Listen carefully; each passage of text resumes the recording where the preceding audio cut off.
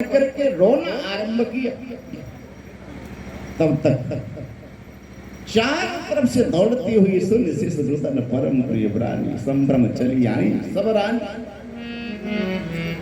सारी रानियां दौड़ती हुई आ गई और उधर कै कै सुता सुमित्रा नंदन कै कै सुता सुमित्रा दो सुंदर सुत जन्म भयो सुंदर सुत जन्म भयो। देवी कैकेयी ने एक पुत्र को जन्म दिया, सुमित्रा जी ने 2 पुत्रों को जन्म दिया। पूरे राजमहल में आनंद छा गया। दशरथ पुत्र जन्म सुन काना मानव ब्रह्मानंद समान। चारों तरफ आनंद की वर्षा हो रही है।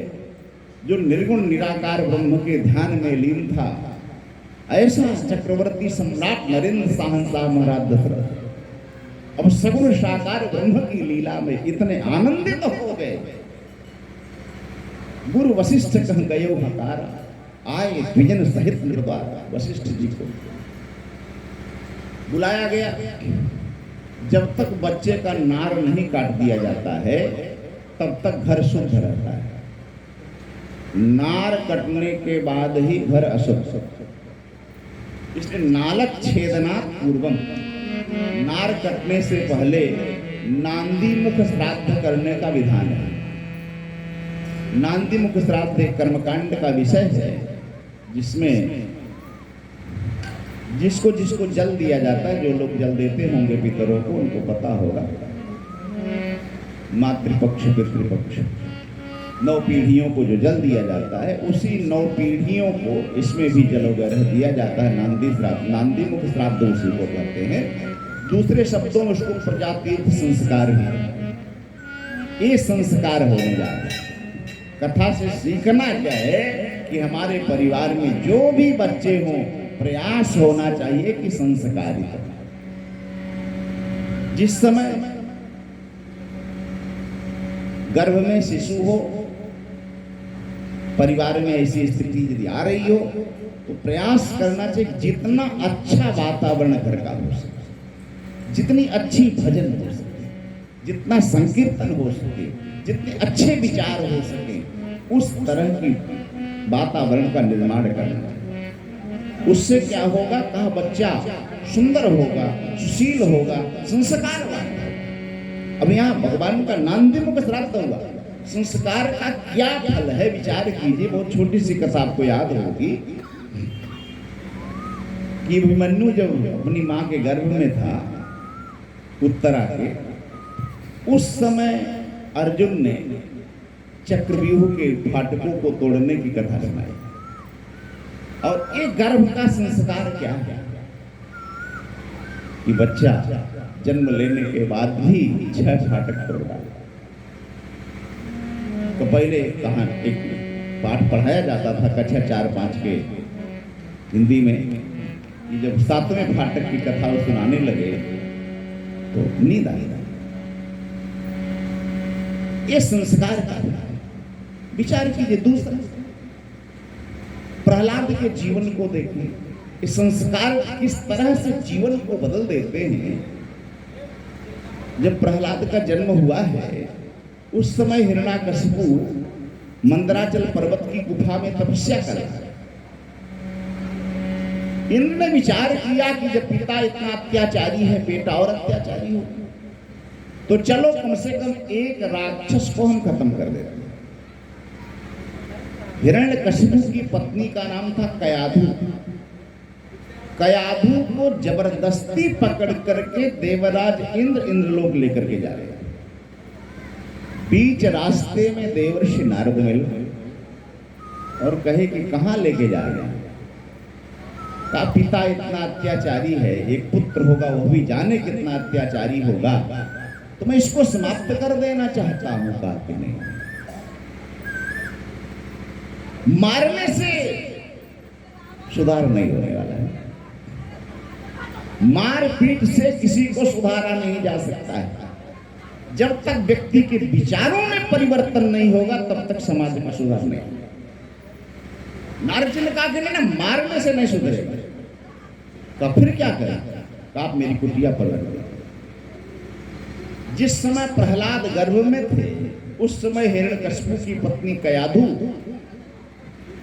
नारद जी की कुटिया पर रहने लगे और वहां सुन क्या रहे हैं? नारद जी तमूरे पर श्रीमन नारायण नारायण नारायण श्रीमन नारायण नारायण नारायण हे नारायण नारायण श्रीमन नारायण नारायण नारायण श्रीमन नारायण नारायण नारायण श्रीमन नारायण नारायण नारायण नारायण नारायण नारायण नारायण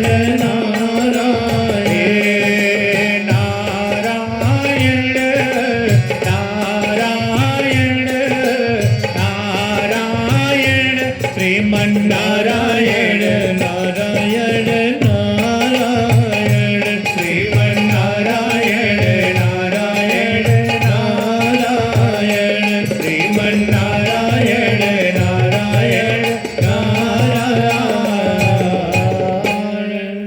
तो इसका प्रभाव क्या हुआ? कहा राक्षस राज्य का पुत्र भक्त राज प्रहलाद हो गया। ये समझ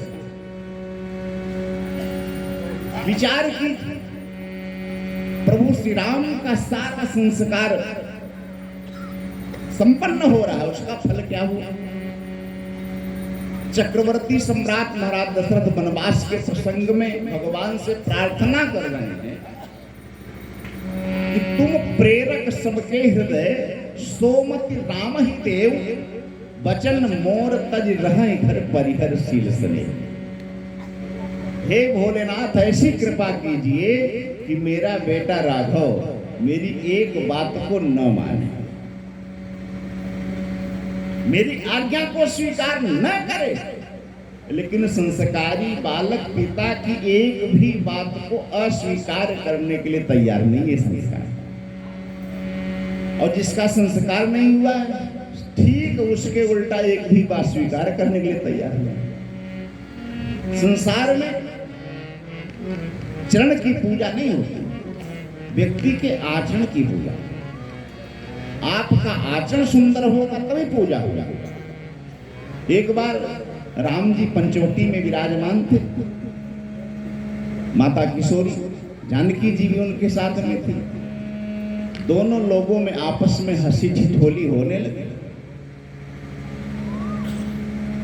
किशोरी जी ने कहा कि देखो रघुनंदन मेरा चरण सुंदर। राम जी ने कहा नहीं चरण तो मेरा सुंदर। अब आपस में हंसी ठिठोली हो रही, मेरा चरण सुंदर है, मेरा चरण सुंदर है। लक्ष्मण जी जंगल में कंदमूल फल लेने गए थे, लौट करके राम जी ने कहा कि लक्ष्मण निर्णय कर दो कि मेरा चरण सुंदर है कि तुम्हारी भाभी सीता का चरण सुंदर है। अरे लक्ष्मण जी ने कहा कि मैं तो सेवक हूं, सेवक स्वामी के झगड़े का निर्णय क्या करेगा? कहा नहीं लक्ष्मण जो तुम कहोगे हम दोनों मान लेंगे। तो लक्ष्मण जी ने कहा बात ऐसी है तो चरण तो भाभी का ही सुंदर है। अब सीता जी ठहाका मार करके हंसने लगे। राम जी थोड़ी देर के लिए मुरझा जैसे। लक्ष्मण जी ने कहा कि भाभी आपने पूरा सुना नहीं, आपका चरण इसलिए सुंदर है क्योंकि आप भैया के चरणों का अनुकरण करते हैं, अनुसरण करती, उनके चरणों के पीछे पीछे चलती हैं, इसलिए आपका चरण सुंदर है। अब राम जी हंसने लगे, सीता जी का मुंह लटक गया। कहा कि देखा नहीं लक्ष्मण ने क्या कहा? लक्ष्मण जी ने कहा कि भैया आपने पूरा सुना नहीं, आपका आचरण सुंदर है इसलिए चरण सुंदर है। किसी का चरण सुंदर नहीं होता है, आचरण सुंदर होता है। चरण की पूजा नहीं होती, आचरण की पूजा होती है। तो आचरण का निर्माण कैसे होगा? कहा संस्कार के माध्यम से। तो राम जी का नंदी मुख श्राद्ध, नंदी मुख श्राद्ध करी जात कर्म सबकी, आटक धेनु बसन मनी निप विप्र ने कह जी। इसके बाद नार काटने का नंबर आया। महाराज दशरथ जो नार काटने वाली जाति विशेष की पहले आप सबको पता है, उसके यहां गए, कहा कि चलो नार काट दो। उसने अपना ठनगन किया कि मैं सोने का हसिया लूंगी, चांदी का खप्पर लूंगी, तब नार कटेगा। महाराज दशरथ ने उसकी सारी शर्त को स्वीकार किया। बड़ा बंठन करके वो एक हाथ में चांदी का खप्पर, एक हाथ में सोने का हसिया लेकर के जब आगे बढ़ी, तो संतों का भाव है कि ब्रह्मा जी आकर के खड़े हुए, कहा कि देवी उस नार को मत काटना, क्योंकि उसी नार से तो मैं पैदा हुआ। राम तो साक्षात विष्णु है और विष्णु की नाभि से कमल, कमल से बने। उस नार से तो मेरा प्राकट्य हुआ, इसलिए हे देवी उस नार को मत काटना। बड़ा ठनगन हुआ। अंत में ब्रह्मा जी ने उसके भाग्य की सराहना किया कि आज तुम्हें ऐसा शुभ अवसर प्राप्त हो रहा है। ब्रह्मा जी उसकी प्रशंसा करके अपने स्थान को चले गए। राम जी का नालक छेदन हुआ। पूरे अवध में छोटी सी बधैया को एक सुना, अवध में बधैया बज रही है।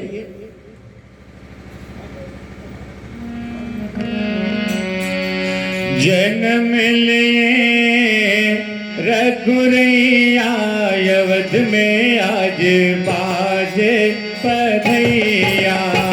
जन्म लिए रघुरैया अवध में बाजे बधैया, बाजे बधैया, बाजे बधैया, बाजे बधैया, बाजे बधैया। जन्म ले रघुरैया अवध में आज बाजे बधैया। जन्म लिए रघुरैया अवध में बाजे बधैया। जन्म लिए रघुरैया अवध में बाजे बधैया। जन्म लिए रघुरैया अवध में बाजे बधैया। धन्य अवधपुर धन्य राजा दशरथ, धन्य अवधपुर धन्य राजा दशरथ। धन्य अवधपुर धन्य अवधपुर धन्य अवधपुर धन्य राजा दशरथ। धन्य कौशल्या जी मैया अवध में बाजे बधैया। धन्य कौशल्या जी मैया अवध में बाजे बधैया। जन्म लिए रघुरैया अवध में बाजे बधैया। जन्म लिए रघुरैया अवध में बाजे बधैया। केहू लुटावेला अन धन सोनवा, केहू लुटावेला अन धन सोनवा। अन धन सोनवा हो अन धन सोनवा। केहू लुटावेला अन धन सोनवा। केहू लुटावे धेनु गैया अवध में बाजे बधैया। केहू लुटावे धेनु गैया अवध में बाजे बधैया। राजा जी लुटावेला अन धन सोनवा। राजा जी लुटावे, राजा जी लुटावे, राजा जी लुटावे अन धन सोनवा। गुरुवर लुटा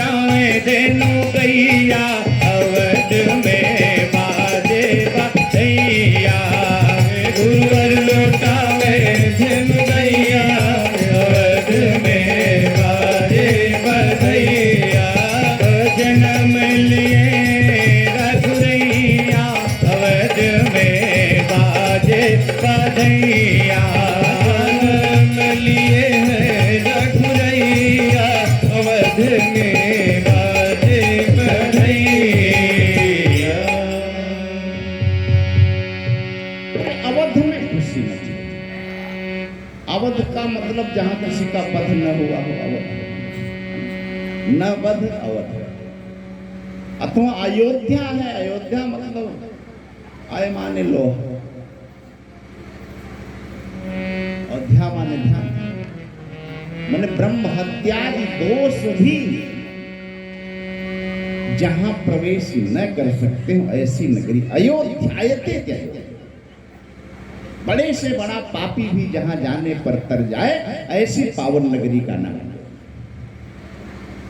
आज अयोध्या में आनंद छाया हुआ है। भगवान सूर्य बड़े आनंदित हैं। सूर्य वंश में भगवान का जन्म हुआ। 1 महीने तक अयोध्या के उस आंगन में भगवान सूर्य खड़े रहे। कि मास दिवस कर दिवस भाव, मरम न जाने कोई, रथ समेत रविधाक्यो, निशा कवन विधि हो। मास दिवस कर दिवस भाव, 1 महीने का 1 दिन हो गया, लेकिन किसी को पता नहीं। कहा ऐसा क्यों हो गया? कहा भगवान राम इतने सुंदर हैं कि उनकी सुंदरता को 1 महीने तक भगवान सूर्य देखते। रथ समेत रवि था क्यों, निशा कवन विधि हुई, रात्रि कैसे? कहा पूरे अयोध्या की स्थिति ऐसी। मंदिर मन समूह जन तारा, नृपगृह कलश इंदु उदारा। पूरे राजमहल की स्थिति ऐसी कि दिन में रात लग रहा है, चारों तरफ अबीर उड़ रही है। अगर धूप बहुजन अधियारी, उड़ई अबीर मनहु अरुणारी। इतनी खुशी है, चारों तरफ अबीर से पूरी अयोध्या लाल लाल दिख रही है।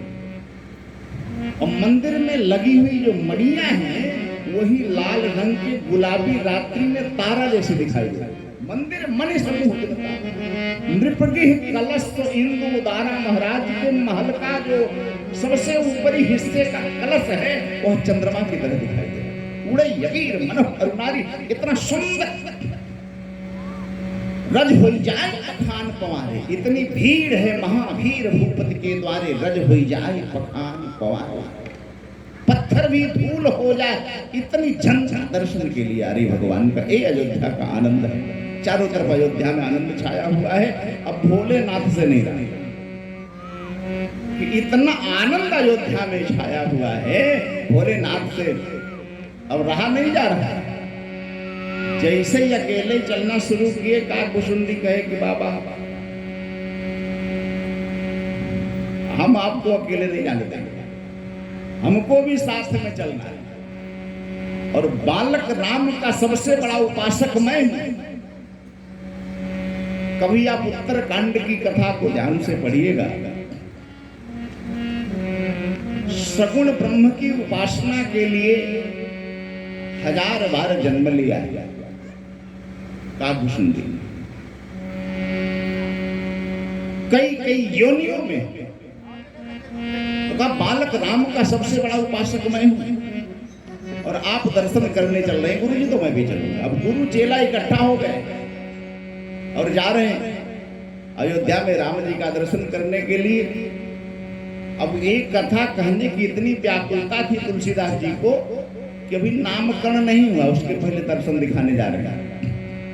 और एक कहां निज चोरी, और एक कहां निज चोरी। सुन गिरायत दृढ़ मत तोरी, सुन गिर जायत दृढ़ मत तोरी। काकभुसुंडी संग हम दो, मनुज रूप जानई नहीं को। परमानंद प्रेम सुख भोले, पीथिन फिरहि मगन मन भोले। और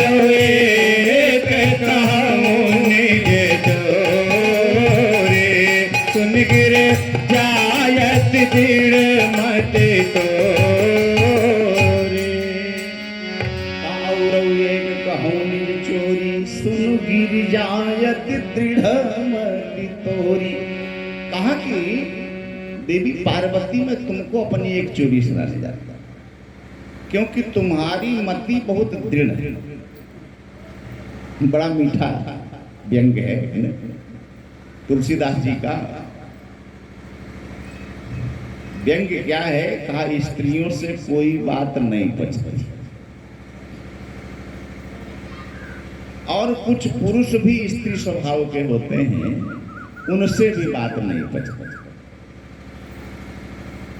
कोई बात जान जाएंगे तो बहुत जल्दी प्रचार करके आ जाते हैं। भगवान भोलेनाथ ने कहा कि तुमको मैं बता रहा हूं, क्योंकि तुम्हारी जो बुद्धि है बड़ी दृढ़ है। पार्वती जी बहुत ही गंभीर स्वभाव है, इसलिए राम जी के विवाह के प्रसंग में जब कोहबर मां का प्रसंग आया तो सरस्वती जी सीता की तरफ हो गई और पार्वती जी राम जी की तरफ हो गई। लह कौरी गौर सिखाओ राम ही सीय सन सारद। तो राम जी के साथ देवी पार्वती थी, सीता जी के साथ सरस्वती थी। अब जब वो बर्तन में अंगूठी डाली गई तो राम जी तो अभी पार्वती मैया संकेत करती, बेचारे हाथ डालते, उसके पहले सरस्वती ने सीता का काम बना दिया। सीता जी हाथ डाली और अंगूठी बाहर निकाल लिया। पार्वती बड़ी अस्थिर स्वभाव की हैं, बड़ी गंभीर देवी है। और दूसरी चीज, एक बार की बात है, लक्ष्मी जी में और दरिद्रा देवी में झगड़ा। लक्ष्मी जी ने कहा मैं सुंदर हूं, और दरिद्रा ने कहा मैं सुंदर हूं। कहा कैसे? अरे लक्ष्मी जी ने कहा जिसके घर जाती हूं माला माल कर देती हूं। अरे दरिद्रा ने कहा मैं जिसके घर जाती हूं खस्ता हाल कर देती हूं, अल्युमिनियम का कटोरा पकड़ा देती हूं, मैं बड़ी हूं। अब दोनों आपस में लड़े। संजोग से नारद जी समय पर पहुंच जाते, कहीं कोई घटना घटित हो तो आगे। दोनों देवियों ने कहा कि बाबा निर्णय करो। कहा क्या निर्णय करो? लक्ष्मी जी ने कहा कि बताइए हम सुंदर हैं कि दरिद्रवा सुंदर है? अरे तो नारद जी ने कहा देखो देवी ऐसा है, स्त्री की सुंदरता का निर्धारण उसकी चाल से किया जाता है ना। जो लोग साहित्य वगैरह पढ़े होंगे उनको पता होगा कि गजगामिनी, पद्मिनी, कमलिनी तमाम उनकी चाल से सौंदर्य का निर्धारण किया जाता है। और कौन कितनी सुंदर है ये जब चलेंगी तब पता लगेगा। अब सुंदरता की प्रतियोगिता में दोनों देवियों ने चलना शुरू किया। 100 कदम लक्ष्मी जी गए लौट आई, 100 कदम दरिद्रा गई लौट आई। कहा बाबा आप निर्णय करो। कहा निर्णय हो गया। कहा क्या निर्णय? कहा लक्ष्मी आती हुई अच्छी लगती है और दरिद्रा जाती हुई अच्छी लगती है। नहीं कि लक्ष्मी घर में चली आए बढ़िया, दरिद्रा घर से चली जाए ये बढ़िया। सुंदर दोनों हैं, बस अंतर सिर्फ इतना है कि लक्ष्मी आती हुई सुंदर लगती है और दरिद्रा जाती हुई अच्छी लगती है। सुंदरता दोनों। आज भगवान शिव ने पार्वती से कहा कि और एक कहूं निज चोरी सुन गिर जायत दृढ़ मति तोरी। कि काग भुसुंडी संग हम दो मनुज रूप जानई नहीं को। काग भुसुंडी और भगवान शंकर अयोध्या में आ गया। अब अयोध्या की स्थिति तो आपको मैंने बताया कि इतनी भीड़ है, देश देशांतर से लोग राम जी का दर्शन कर रहे हैं। पूरी अयोध्या एकदम अबीर गुलाल से रंग उठी है, चारों तरफ आनंद ही आनंद छाया हुआ है। आपस में लोग चर्चा कर रहे थे कि महाराज का जो बेटा हुआ इतना सुंदर, कैसी आंख, कैसी नाक, कैसा सर, कितना अद्भुत सुंदर बच्चा। अब ये दोनों सुंदरता सुनते सुनते कोई किसी घर में घुस गया, कोई किसी घर में घुस गया। का घुसुंडी अब याद आया। अब ये लोग जैसे घूमते भटकते किसी तरह से राजमहल में पहुंचे, तब तक शिवलोक में बैठी हुई देवी पार्वती उनको पता चल गया। ये दोनों गुरु चेला राम जी का दर्शन करने गए। पार्वती जी सीधा शिवलोक से अयोध्या दरबार राजमहल में पहुंची, सामान्य स्त्री का रूप बनाया, सुंदर तो अद्भुत सुंदरता मर्यादा भवानी, सीधा राजमहल में गई, अंदर 7 फाटक पार किया, राम जी का दर्शन किया। दर्शन करके बाद खड़ी हैं, तब तक यहू काक भुसुंडी और शंकर जी दोनों गुरु चेला खड़े। देखा कि पार्वती जी, शंकर जी ने कहा कि देवी आपका दर्शन हो गया। कहा कि हाँ तो कर ली। तो कहा हमको भी करा दो। अरे पार्वती जी ने कहा कोई अरे गरे लट्ठू खैरे का घर है, ये राजमहल है, यहां कोई पुरुष अंदर नहीं जा सकता।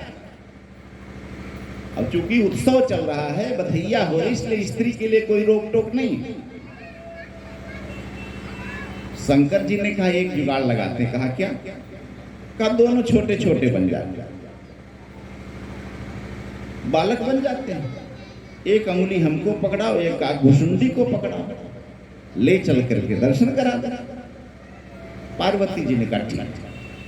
अब दोनों छोटे छोटे चेला बन गए, एक करिया एक गोरा, का घुसुंडी, और शंकर जी कर्पूर गौरम, कपूर के समान गोरे। अंगुली पकड़ाया, 3 फाटक पार करते करते उस भीड़ में अंगुली छूट गई। अब मेले में जो खोया पाया पुलिस लगी रहती है, उसने दोनों बच्चों को पकड़ा और ले जाकर के ऊंचे पर खड़ा किया। जोर से अनाउंस हुआ, किसका बच्चा है? पार्वती जी थोड़ा नजदीक तो गई, लेकिन अब कैसे कहें? पति को बेटा कैसे कहेंगे? या भोजपुरी में बोलो तो भतारे बेटवा कैसे कहेंगे? शंकर जी ने धीरे गए तो यहां से तो जान छूट जाएगा। अरे पार्वती जी ने कहा एक बार थोड़ी सी गलती किए थे सती के रूप में, तो जाने कई हजार साल तक हमको पापड़ बेलना पड़ा। अब मैं नहीं कहूंगी, चाहे तुम्हें दर्शन हो चाहे ना। सीधा पार्वती जी शिवलोक में चली गई। अब ये दोनों गुरु चेला वहीं खड़े हैं, ऊंचे मेज पर खड़े किए गए। जब देखा कि सिपाही की नजर थोड़ी इधर उधर हुई, दोनों अंतर में आ गए। थोड़ी दूर आगे गए तो शंकर जी ने काकभुसुंडी से कहा, काकभुसुंडी कहाँ गुरु जी? कहा एक जुगाड़ है। कहा क्या? कहा हम बन जाए मदारी और तुम बन जाओ चेला। जहां राम जी सोते हैं ठीक उसी राजमहल के सामने हम जोर से डमरू बजाएं और तुम चेला रहना लाल टमाटर। और जब हमारी डमरू की आवाज सुनेंगे तो राम जी रोने लगे। मैया कौशल्या राम जी को लेकर के आएगी, हम लोगों का दर्शन हो जाएगा। काकभुसुंडी ने कहा ठीक है गुरु जी। अब ये दोनों गुरु चेला अयोध्या राजमहल में जो कौशल्या जी का महल था, उस महल के ठीक सामने आ गया। हाथ ऊपर किया, डमरू प्रकट हो गए, त्रिशूल प्रकट हो गया, 2-4 सांप भी आ गए, पेटारी में बंद हो गए। इधर काकभुसुंडी का कभी बचपन में देखे हूं, हाथ पैर झटके, जीतोगे कि हारोगे? जीतूंगा। एकदम चेला तैयार, चारों तरफ से डमरू बज गया। जोर का डमर डमर डमर निना डमर डमर डमर में जोर का डमरू बजा। अब डमरू की आवाज सुनते ही वास्तव में राम जी रोने लगे कि भोला यहाँ चला है, मेरे भोले बाबा मेरे दर्शन के लिए यहाँ अवध में पधारे हैं। राम जी रोने लगे। अब समझ का फेर, कौशल्या जी समझी कि बहरवा जो डमरुआ बजा रहा है उसी के डर से हमारा लड़का रो रहा है। तो 2 होमगार्ड बुलाया, और कहा ये दोनों जो गुरु चेला सामने खड़े हैं ना, ये दोनों का कान पकड़ करके कम से कम सरजू के उस पर कटरा पहुंचाना, बीच में आने न पाए। इसके डर से हमारा बेटा रो रहा है, तब से डम डम डम डम कर रहा है सामने खड़ा होकर के। गुरु चेला भगाए गए। अब काकुशुंडी ने कहा कि महाराज एक जुगाड़ और है। आप क्या, अब लौट चलो कहने नहीं, अभी एक रास्ता है। कहा क्या रास्ता है? कहा आप बन जाइए गुरु ज्योतिषी और हम बन जाते हैं चेला। कहा ठीक है। कहा फिर करेंगे क्या? कहा अयोध्या में हम लोग हाथ देखेंगे, आपको सब कुछ आता ही है, त्रिकालज्ञ हैं, सर्वज्ञ हैं, तो किसी किसी को कोई कोई अच्छी बात आप बताते चलेंगे तो इस तरह से आप लोग अयोध्या राजमहल पहुंच जाएंगे, राम जी का हाथ देखने का अवसर मिल जाएगा। चल, अब दोनों लोगों का अपना अपना व्यवस्था बन गया। शंकर जी का नाम हो गया राम शंकर पांडे, नाम बदल गया। अब काक भुसुंडी का नाम हो गया भुसुंडी तिवारी। तिवारी करिया नहीं होते, ये नहीं कह रहा हूं, लेकिन उनका नाम भुसुंडी तिवारी पड़ेगा। खूब सांवले हैं। दोनों गुरु चेला दिन तैयार हो गए, अयोध्या में हाथ देखना शुरू हो गए। अब जिसका हाथ देखते एकदम सारी बात सच सच बता दे, अयोध्या में हल्ला हो कि गीतावली रामायण की कथा है कि अवध आज आदमी एक आयो, अवध आज आदमी एक आयो, करतल निरखी कहत सब गुण गण, करतल निरखी कहत सब गुण गण, करतल निरखी कहत सब गुण गण, भूतन परिचय पायो, अवध आज आदमी एक आयो, अवध। आज बहुत लोगों ने परिचय पा लिया। अब धीरे धीरे हाथ देखते आगे बढ़ते जा रहे हैं। अवध राजमहल के पास में पहुंच गए। एक नौकरानी 7वें तल्ले पर खड़ी थी। उसने देखा कि नीचे बड़ी भीड़ है, पूछा कि क्या बात है। नीचे वाली स्त्रियों ने बताया कि देखो एक ज्योतिषी जी आए और हाथ देख करके एकदम सही बात बता दी। अरे उसने कहा कि राजमहल है, इधर उधर के बहेतु ज्योतिषी आए होंगे तो उनको अंदर नहीं जाना होगा। कहा कि फालतू को ज्योतिषी नहीं है, बूढ़ो बड़ो प्रमाणिक ब्राह्मण, बूढ़ो बड़ो प्रमाणिक ब्राह्मण, बूढ़ो बड़ो प्रमाणिक ब्राह्मण, शंकर नाम सुहायो, आदमी एक आयो, आदमी एक आयो। अब बूढ़ो बड़ो प्रमाणिक ब्राह्मण, बूढ़े हैं बड़े प्रमाणिक ब्राह्मण। आप लोग कहानी सुने होंगे प्रमाणिक ब्राह्मण की। कहते हैं कि कोई मुसलमान किसी हिंदू के यहाँ नौकर का काम करता था, ब्राह्मण के यहाँ। तो देखता था गुरुजी रोज भोजन करने जा रहे हैं, तो कहा अमा यार तुम रोज जाते, एक आध दिन हमको भेज दिया करो। कहा देखो ये जो दाढ़ी वाड़ी रखे हो इससे काम नहीं चलेगा, थोड़ा सा चंदन उंदन लगा लो, चले जाए। तो बेचारा खाने के चक्कर में सब दाढ़ी वाड़ी ठीक ठाक करा लिया, हिंदू जैसा हो गया, चंदन उंदन लगा लिया। का कोई पूछेगा तो क्या बताएंगे, कह दिया कोई पूछेगा तो कह देना पाड़े और का।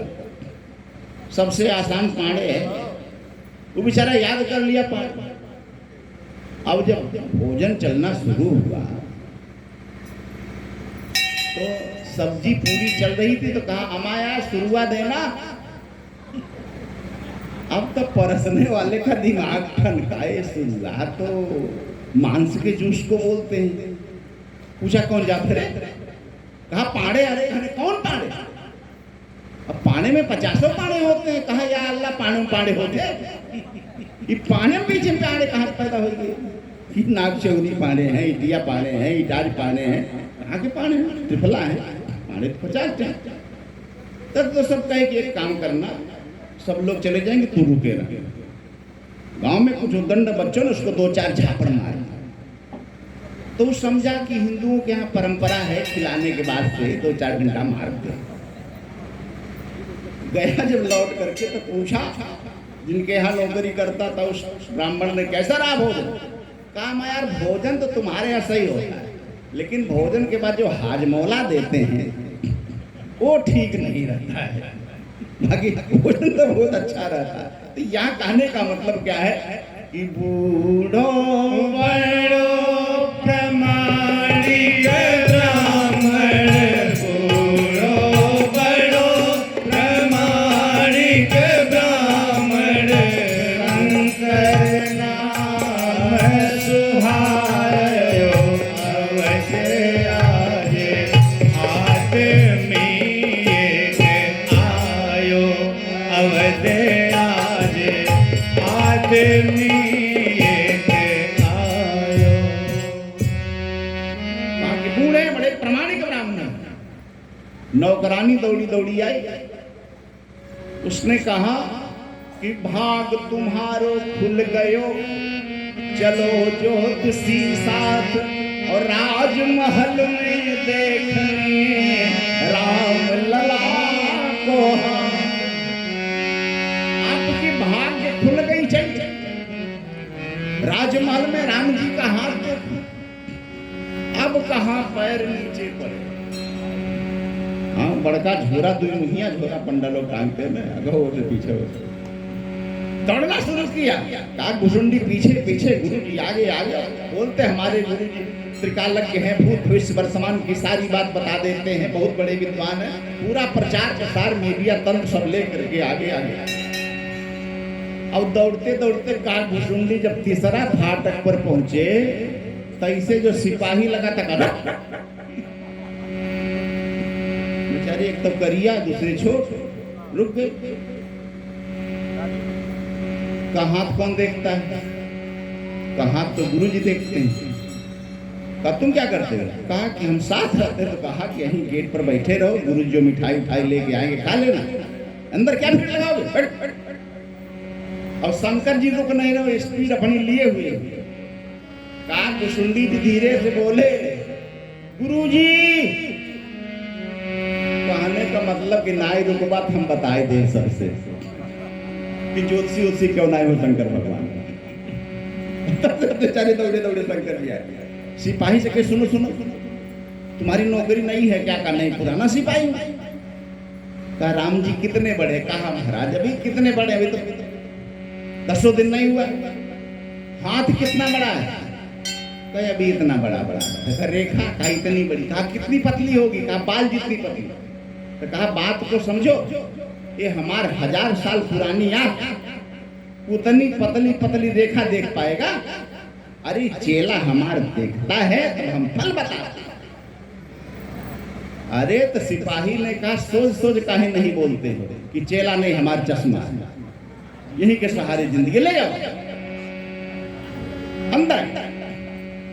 अब जैसे ही अंदर पहुंचते हैं, संस्कृति देखिएगा भारत की हर क्षण में, है कि चरण पखारी पूज दियो आसन, चरण पखारी पूज दियो आसन, चरण पखारी पूज दियो आसन, असन बसन बहिना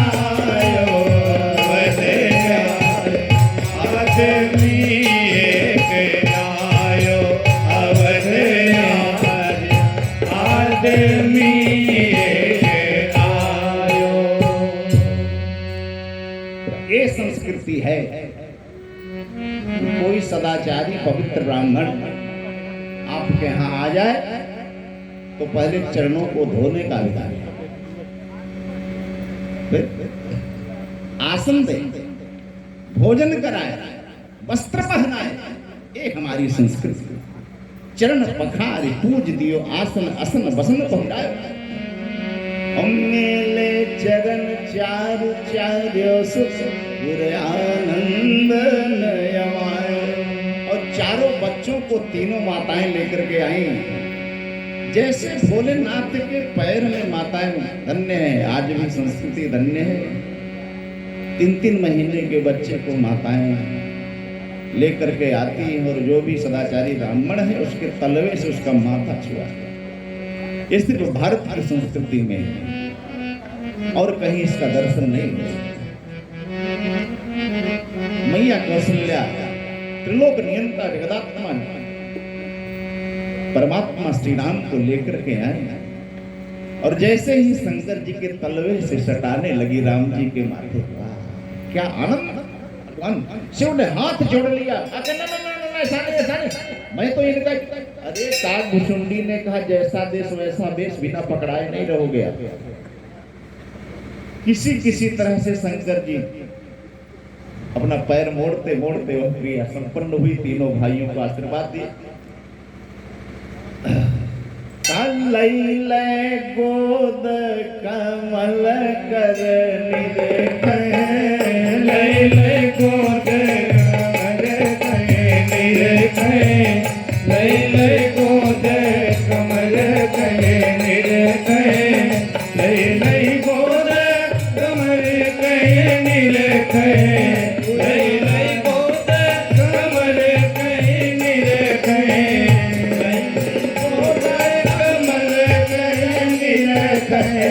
लैले गोद कमल कहे निरखे, आनंदन अमायो आदमी एक आयो अवध आज, आदमी एक आयो अवध आज, आदमी एक आयो। आज गोद में ले लिया और दोनों लोग देख रहे हैं। लई लई गोद कमल कर निरखत उर आनंद नयमायो। गोदी में लेने करके देख रहे हैं। अरे कौशल्या जी ने कहा कि बाबा आप देख रहे हो तो ठीक है, ये जो करिया भूत जैसा आपका चेला है इसके हाथ हमारा बेटा क्यों दे रहे हैं? अरे कहे कि महारानी जी आप नहीं समझेंगे, ये जो मोटी मोटी रेखा है उसको हम देख रहे हैं और जौन रेखा बहुत पतली है उसको हमारा चेला देख रहा है। और दोनों जब खूब ठीक से देख लेंगे तब अंतिम में आपको फल बता देंगे। दोनों लोगों ने देख लिया। का जन्म प्रसंग कहो कौशिक मिस, जन्म प्रसंग कहो कौशिक मिस, जन्म प्रसंग कहो कौशिक मिस, स्वयंवर गायो अवध आदमी एक आयो अवध आज, आदमी एक आयो। आज इस बालक का जब जन्म हुआ है तो 16 वर्ष का था। हाथ में शंख चक्र गदा पद्म लिया। अब तो